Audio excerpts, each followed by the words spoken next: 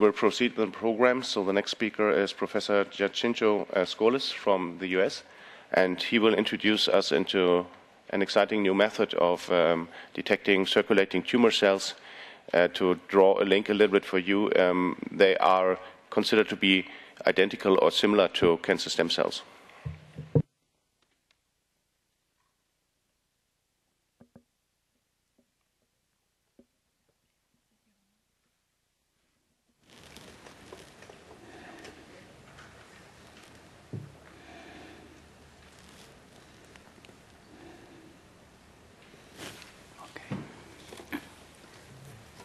Good morning. Can you hear me up there? Fine. So, we are discussing circulating tumor cells. This work has been done in Udine, Italy, with the consequence of ERC grant, which gave me a new lease on life. I'm very grateful to them. The question is that normally the state of the art is you do enrichment first with a Veridex machine based on antibody, EPCAM antibody. You enrich the cells from a few to a few thousands.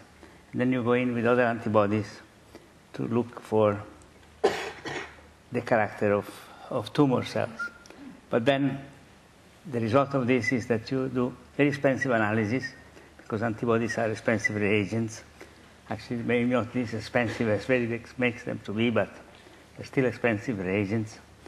Then you have also the fact that the machine is slow. You have 8 analyses per day. Only one hospital where there are 16 analyses per day. In Padua, typically it's 8 analyses, 2 hours per analysis.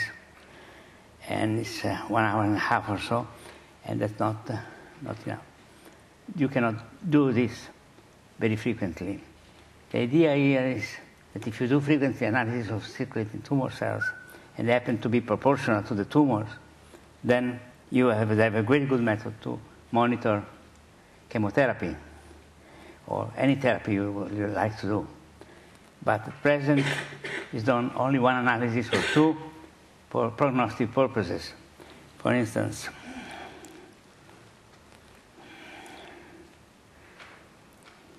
metastatic tumors. Cancer is a slow-developing disease. Everybody knows this. Essentially, why no effective drugs have been found so far for it. You have to wait 6 months until you go to progression-free or not progression-free.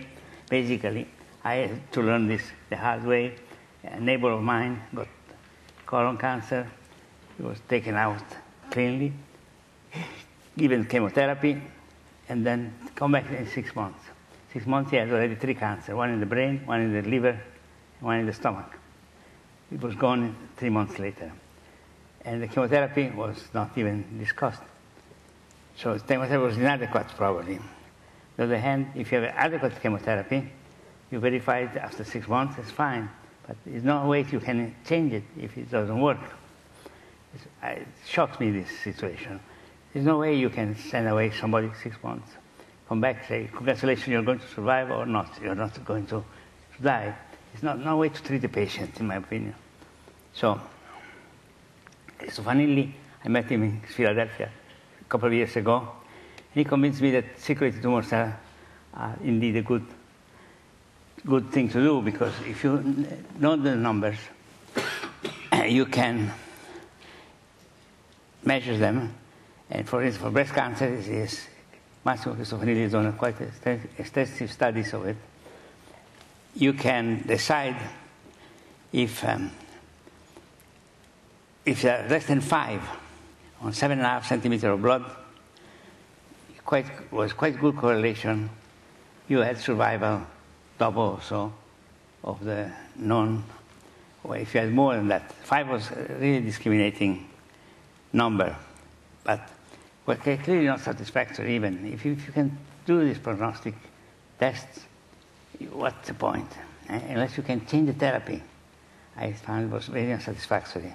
So First of all, do all tumor cells circulate CTCs? It's all tumor places to circulate tumor cells. Pierre Gas is in Paris. He worked in a hospital in Paris. And he claims that every tumor basically circulate tumor cells. But even in some other, there is some discussion here in the literature. You always can find an exception. Tumors are the most pervasive type of thing, and they change, they adapt, everything. But even 50% of the cancers circulate tumor cells. We could monitor the therapy for 50% of the cancers. It would be very good progress.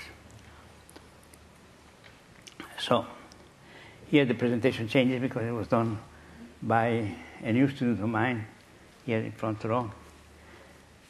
And they are medical doctors, and I've never been grateful enough to change from my physics department to going to work in an hospital where I know where the problems are and try to solve them instead of doing the other way around, finding a solution and then looking for the problem to solve. In any case, cancer cell originates from solid tumor found in blood about 1 to 10 and 10 to the 9. Originally detected in 1869, only recently agreement on their clinical significance was Cristofanilli, as I told you. Significance, Cristofanilli paper actually came out in 2004, and it's been quoted 1,500 times since then. Very high impact paper. Early cancer detection, therapy, follow-up is of significance, but nobody is using it. Almost nobody. Very few studies have been done where lots of follow-up has been to chemotherapy has been done. State of the art. The very next machine where you have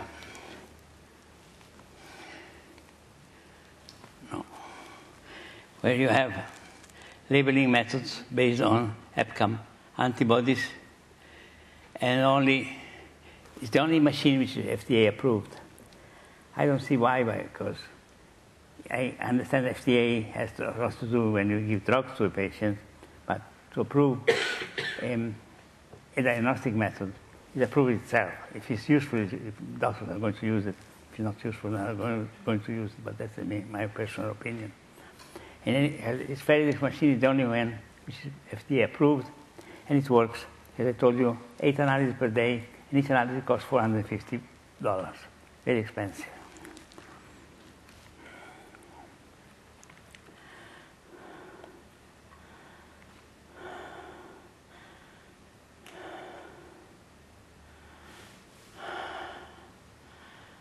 For instance, it is well known that this machine detects only epithelial cells.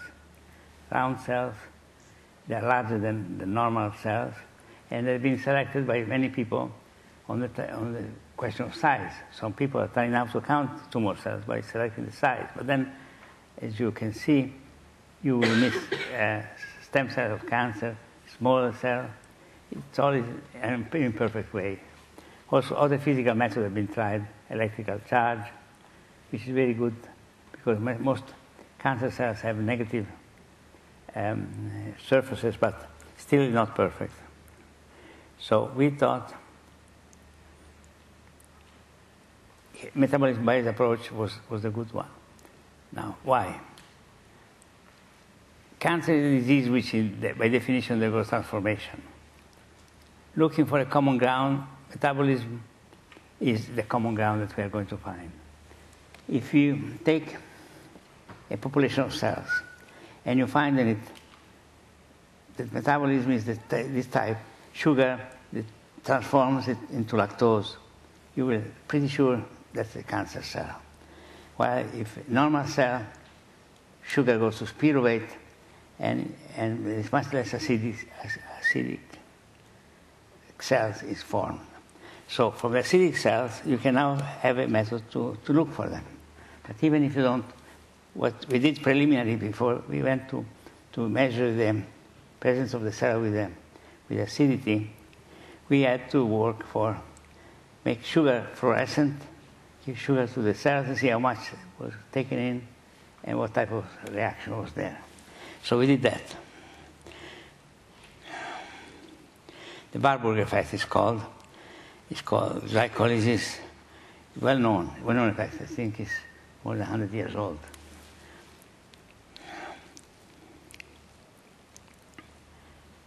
Glucose uptake, incubation with fluorescent glucose. We can look at with the fax machine or with the microscope, counting cells or sorting them out. Here is the fax analysis. You can see here that, that the top, does this pointer work or not? Yes. Thank you.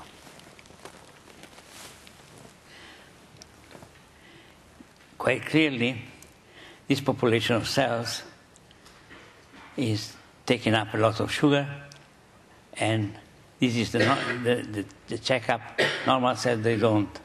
So if you do an analysis of this, it's now difficult to see immediately unless you are using fax every day to look at the significance of these diagrams. But basically, here is better.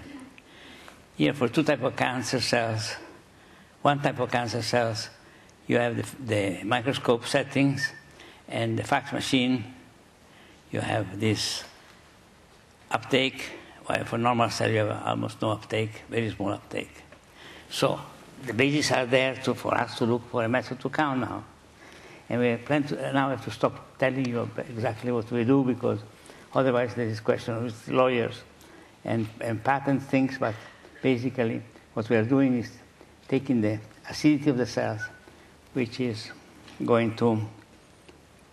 into the environment, limited environment, and count them by pH measurements, which is very easy to do with fluorescent machines.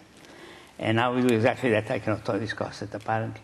I would have liked this to discuss it, but because I think that this field is going to revolutionize the study of cancer, because first of all, you get to the bottom of what metastases are. If you can count this cell for $50, or even that, because sugar doesn't cost much as a reagent, and you can do that 100 times a day per month, and do fast analysis. You can then monitor chemotherapy. That is going to be known. You can study the origin of. We already have results of this type, that we have monitored the metabolism of these cells, and they present mesenchymal cells at the same metabolism as epithelial cells, so they can show up here. They don't show up in the Veridex machine. And therefore, if mesenchymal cells are so essential for the metastasis or not, is going to be given an answer by this machine, by our machine. And that's one. The stem cell of cancer, I never heard a talk like a previous one by Professor Schwartz that was so sure that this existed, but I am going to soak up his papers and study them very carefully, because if they exist as certainly as he is, then we are going to detect them. If the metabolism is the same as normal cancer cells. If not, we are going to sort them out. Having this handle extra is going to be very important, in my opinion. Of course, if it's an opinion, I'm going to prove it in the next few months or not. We'll see. But, okay.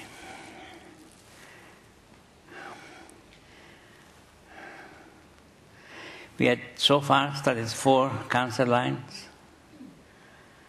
and this is a picture example where you have on the right normal cells and cancer cells mixed, and here with glucose, fluorescent glucose, you can see them in the picture here on the right. So I like to spend a few minutes, if I have them, 1 minute and 28 seconds here, on this question. If logic tells me that it's a very important measurement to do, and why nobody's done it so far? Why not? There's been a search for, of course, the idea of Fabio doing metabolism is fine, but why there's not been there are many other methods that could be. It's a very important problem. It came out, I gave a talk at a cancer institution in Italy, and one doctor tells me, Professor, if you are convincing us that the chemotherapy is wrong, what do we do? Will you change the protocols? I say, of course. No, I cannot change the protocol. That's going to be a very good discussion there, because protocol is what the doctor has to defend himself. And cancer is a hocus-pocus type of cure very often. I lost one student, my best student, Roger Miller, a physical chemist of enormous value, was killed in a week by chemotherapy. Went to coma, never came out. And there I decided to start studying cancer myself. Actually, now I should stop studying cancer, studying my own disease, which is the brain degeneration, but that's a different story. But, I mean, doctors, they seem to be resisting this type of experimentation with the patient. Because experimentation got the bad names in the past. Cancer is lots of doctors which are trying to cure it without scientific methods, diets, things like this.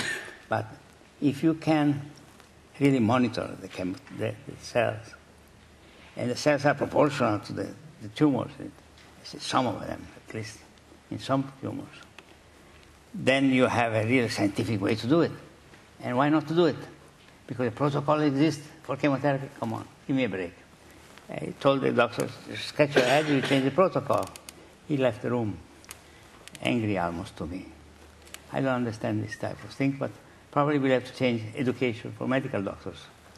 Because personal medicine is intended wrongly to be molecular medicine, which is, with the misnomer as usual, molecular medicine is genetic medicine. It's not the way to go. After all, it's been giving disappointing results so far. Not totally disappointing results, but somewhat disappointing results. So what I need, personalized medicine, where every patient is considered an experiment and tests have been done, and then it's logic. I mean, to a physicist, this is total logic, but not to a doctor. So let's talk more together and work together on this problem. Thank you very much.